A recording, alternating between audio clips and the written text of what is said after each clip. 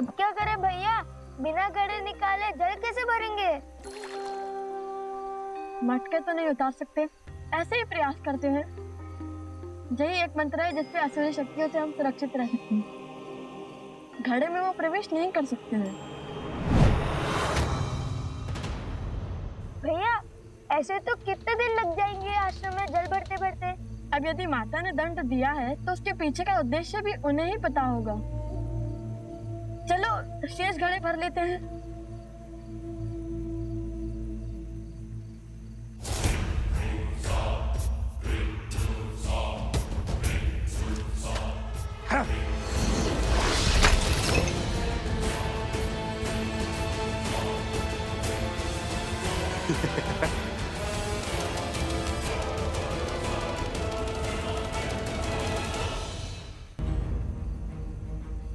यहाँ अवश्य ही कोई असुरी माया है जो हमें रोकना चाहती है।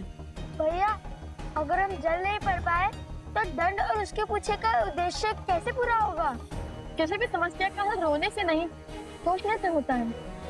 मेरी तो समझ में नहीं आ रहा है कि हमें जल आश्रम तक पहुंचाना है या जल से भरा हुआ मटका। अद्भुत, तुमने मुझे एक नया सुझाव दिया है। तुम बातें मूर्खता भरी करते हो, परंतु हो बड़े गुणवान। ऐसा क्या कहा मैंने? अब कुछ ही क्षणों में ये अपना गड़ा उतारेंगे, तुम तभी उन पे आक्रमण करना। तुमने कहा कि हमें जल आश्रम तक पहुंचाना है, अब चाहे वो घड़े में हो या नहीं। मुझे तो कुछ समझ में नहीं आ रहा भैया। जो भी करे, पर ऐसा कुछ मत कीजिए कि माता फिर से रुष्ट ना हो जाए।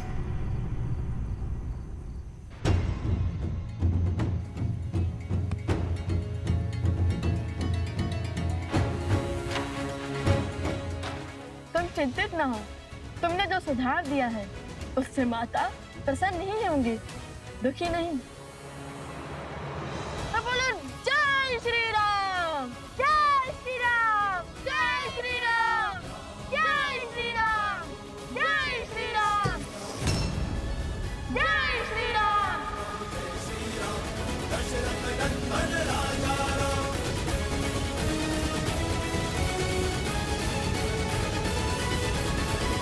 यदि हम दोनों साथ जाएंगे तो वो त्याग नहीं, समस्या से भागना होगा आर्यन। जिस क्षण महाराजा राम महारानी सीता को त्यागेंगे, उसी क्षण अयोध्या के सब दुख मिट जाएंगे। महाराजा राम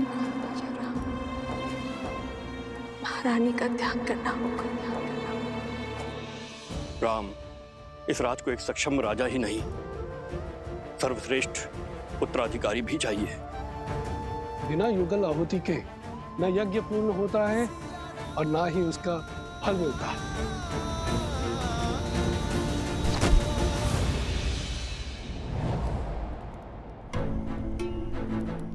हनुमान,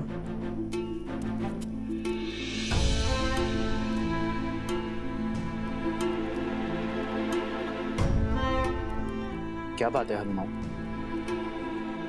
तुम्हारे मुख पर व्याकुलता?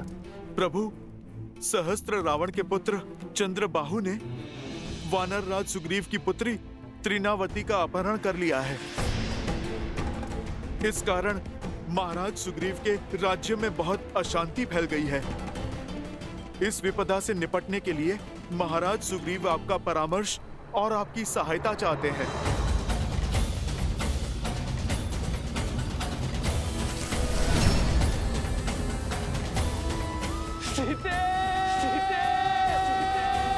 रावण का वध तो हो गया है हनुमान, किंतु उसकी विचारधारा का नाश होना अब भी शेष है। दृष्टता और अधर्म हर रूप में धर्म के लिए चुनौती है, किंतु स्त्री को देवी की भांति पूजा करने वाले इस समाज में स्त्री को वस्तु की भांति उठा लेने वालों की धारणा का नाश होना चाहिए। हर युग के साथ पाप का शीश उठता है, किंतु जब पाप चरम पर हो तब धर्म का प्रहार उस पर होना चाहिए। मेरे मित्र वानरराज सुग्रीव के राज्य में आतंक फैलाने वालों को दंड देना हमारा राजकीय कर्तव्य है हनुमान। और एक मित्र होने का परम धर्म भी। युद्ध की तैयारी करो हनुमान। धर्म के पथ पर चलने का समय आ गया है। संसार में बुरी सोच फैलाने वालों का अंत आवश्यक है। मेरे मित्र वानरराज सुग्रीव से कह दो कि उनका ऋण जो मुझ पर है उसे मैं चुका तो नहीं पाऊंगा, किंतु ये राम अपना मित्र धर्म निभाने अवश्य आएगा।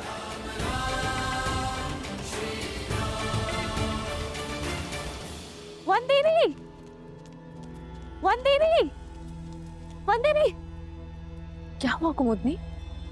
पूछिए मत, आइए देखिए क्या किया है आपके लव कुश ने। क्या कर दिया लव कुश ने? देखिए।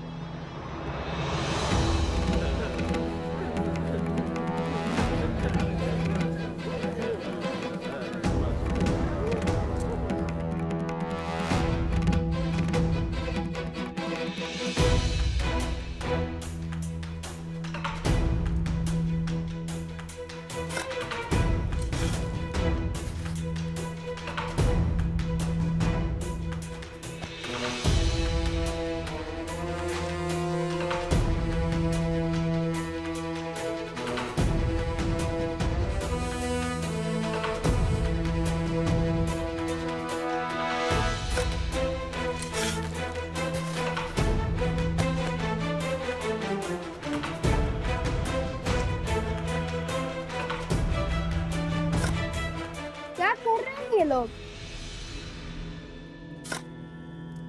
लव कुश, ये जल भरने के स्थान पर क्या कर रहे हो तुम दोनों? यहाँ आओ।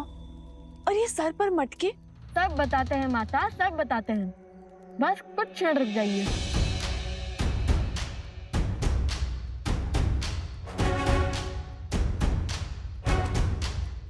कुश, चलो वो खोल देते हैं।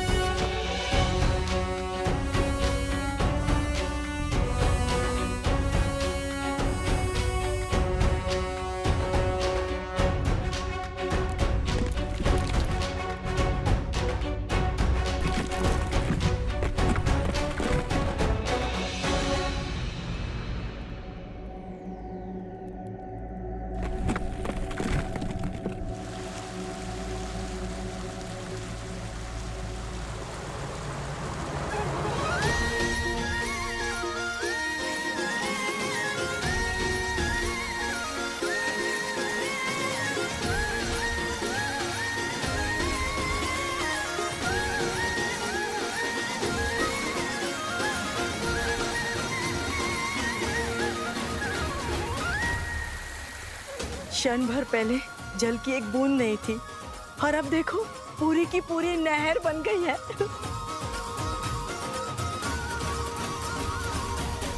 और लव कुश की चिंता छोड़ दो बंदी हुई। अपने पिता और माता की भांति उनमें भी हर संकट का हल खोजने का सामर्थ्य है।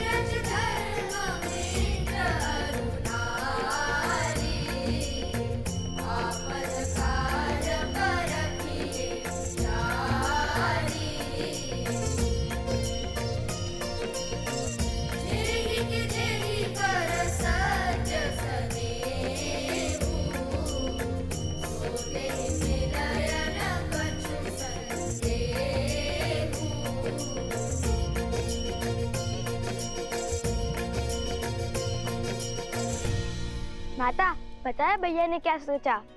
कि नदी के पास जाने से अच्छा नदी को यहाँ ही बुला दिया जाए।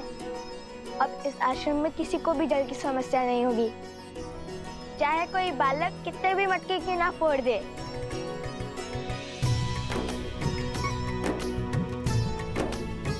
कार्य मेरा था, परंतु सुझाव कुश का। जानती है माता, हमारी प्रेरणा कौन सा प्रसंग बना?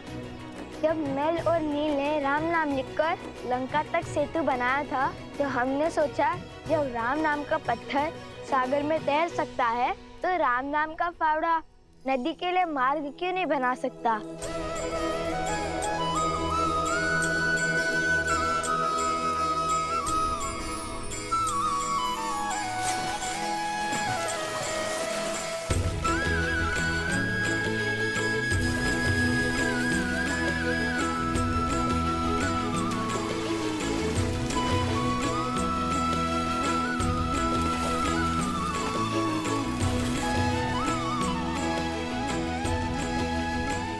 ईश्वर ने लव कुश के भविष्य में क्या रचा है वो तो मैं नहीं जानता, किंतु इतना अवश्य जानता कि ये दोनों अपने भविष्य को आलिंगन करने के लिए पूर्ण रूप से सजे।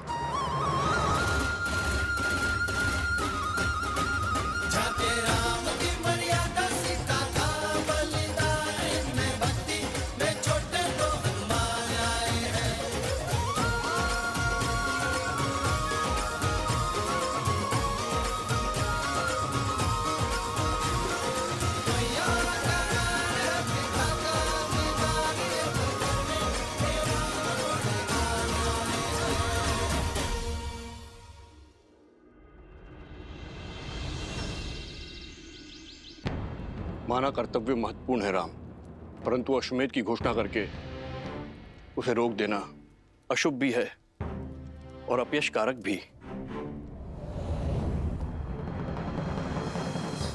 अश्वमेध यज्ञ अवश्य होगा आचार्य।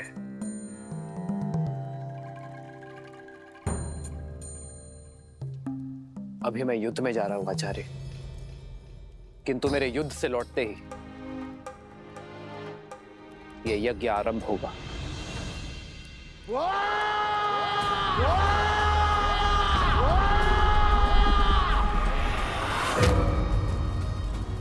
सहस्त्रमुख रावण पराजय के बाद पीछे नहीं हटता और प्रचंड शक्ति से वार करता है। अश्वमेध यज्ञ कदापि नहीं होगा, राम राज्य कभी स्थापित नहीं होगा। पिताश्री, चंद्रबाहु ने आपकी आज्ञा का पालन कर सुग्रीव की पुत्री तृणावती का अपहरण कर लिया है।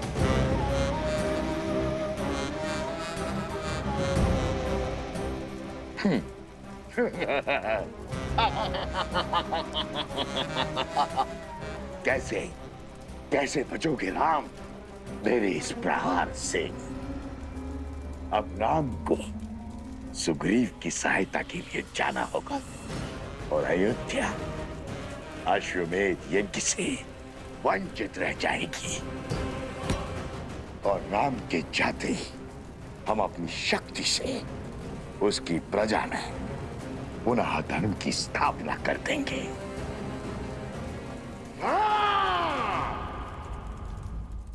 केवल आपके लौटने से क्या बात बन जाएगी महाराज? धार्मिक बाधा तब भी रहेगी।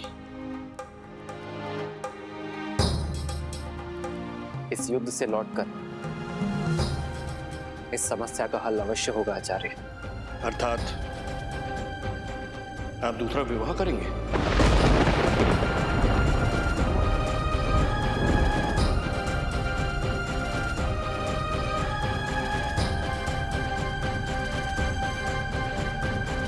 रघुकुल रीत सदा चली आई,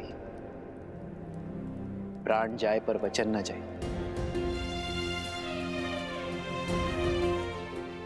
एक बार वचन देने पर उस विषय में आपका शिष्य दोबारा कैसे सोच सकता है? मैंने सीता को एक पत्नी व्रत का वचन दिया है। परंतु मेरे विवाह के बिना भी अश्वमेध यज्ञ अवश्य होगा।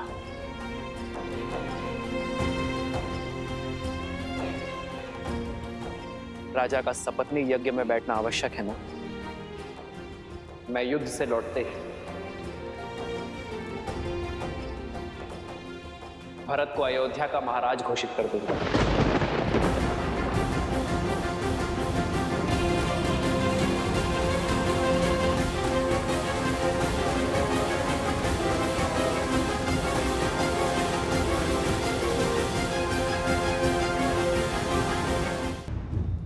भैया, और तब भरत अपनी पत्नी के साथ यज्ञ की वेदी पर भी बैठेगा और अयोध्या का महाराज होने के नाते अपना दायित्व भी निभाएगा।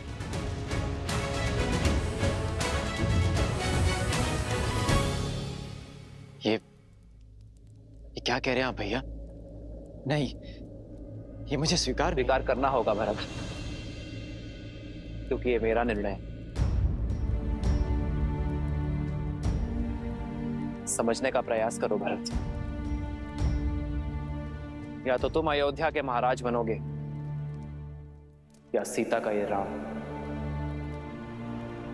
किसी और का पति।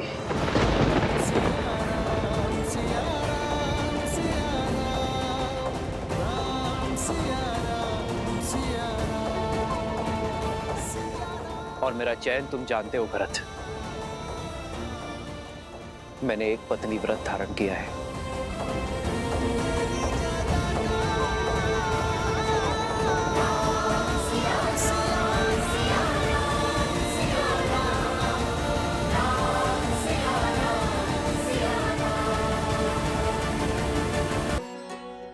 आगे बताओ ना। जब तुम नदी के पास पहुँचे फिर क्या हुआ? फिर क्या, नदी के पास पहुंचते ही हमने राक्षसों को देखा। सच? कितने राक्षस थे वहाँ? अरे वो दिखे ही नहीं, धुएं थे। धुआंधार कह लो। उन्हें भला कैसे गिन सकते थे?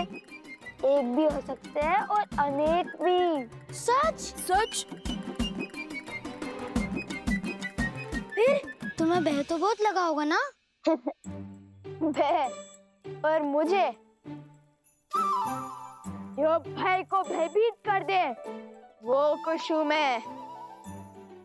मायावी राक्षसों को देखते ही मैंने सोच लिया था अपने प्राण दे दूंगा, पर अपने भैया के प्राण को कोई संकट नहीं आने दूंगा।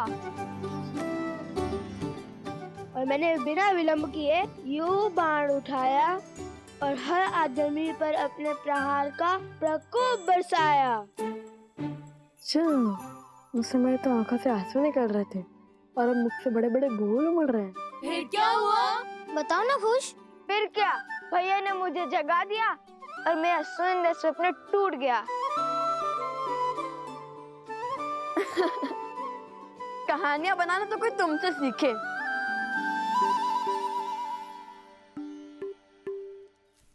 कथा का सार ये है कि माताओं को कितना कष्ट होता है इतनी दूर जाकर जल लाने में। तो हमने सोचा कि जल को ही माताओं के पास लेके आए। क्यों, उचित कहा ना भैया? अवश्य। सच लव और कुश, बहुत वीर हो तुम दोनों। अब ये जल सदा आश्रम के पास रहेगा और वो राक्षस दूर।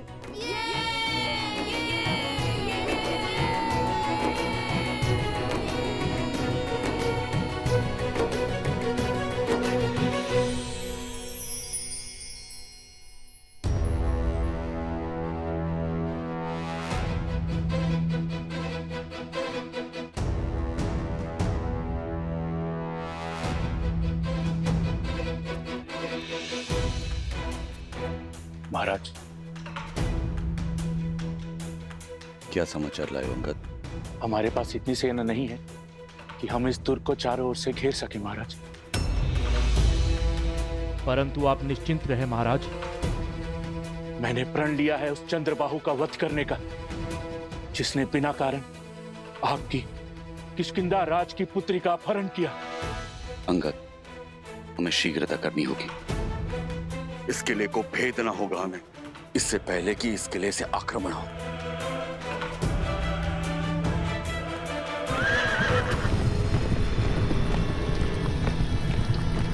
लगता है राक्षस आक्रमण करने वाले हैं महाराज। सैनिकों, सज्ज हो जाओ।